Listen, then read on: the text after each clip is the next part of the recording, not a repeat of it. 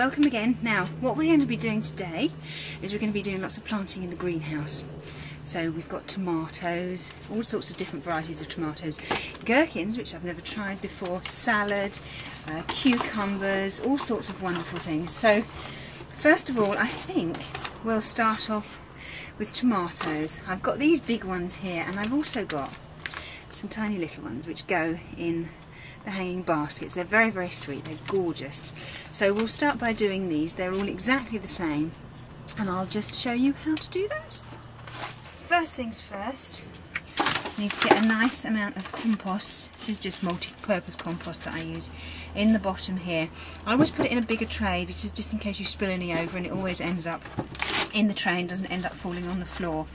Now this is quite damp actually. If it's dry, before you sow the seeds, I would suggest that you just gave it a little brief water so that then the seeds would start to stick to the compost. So I think we'll just do a little water just so I can show you. So there we are. A very quick water, just a tiny one like that. And we'll start off with the balcony ones, the tiny little ones. I'm going to plant these together because then it's always a nice surprise on which ones come up. There aren't many in the packet, but it's always good to spread them out. Let me just show you. Can you see them? In there. There we are. Okay, so I'll put those in the hand and just sprinkle them about the tray. There we are. And then all they need is a little bit of compost on the top just to cover them. There we are, not too much. And then because they need to keep warm, you can either use a propagator or, as I do, a plastic bag. Stick them in a plastic bag like this.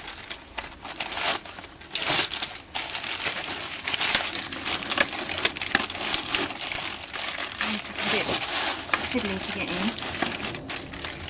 Okay.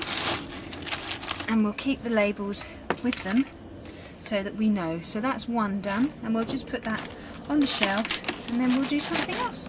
Right, these are the other ones. These are tomato furline, and these are supposed to be good at tolerance to blight.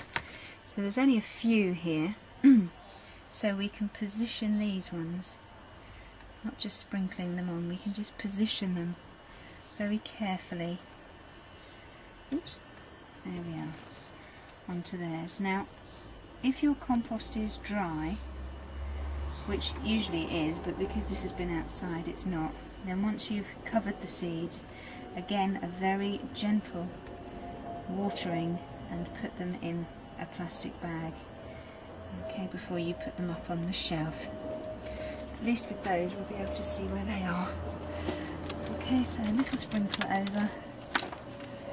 This soil's quite cold actually, but being in the bag it will warm up quite quickly. So there we are, just a gentle covering over the top.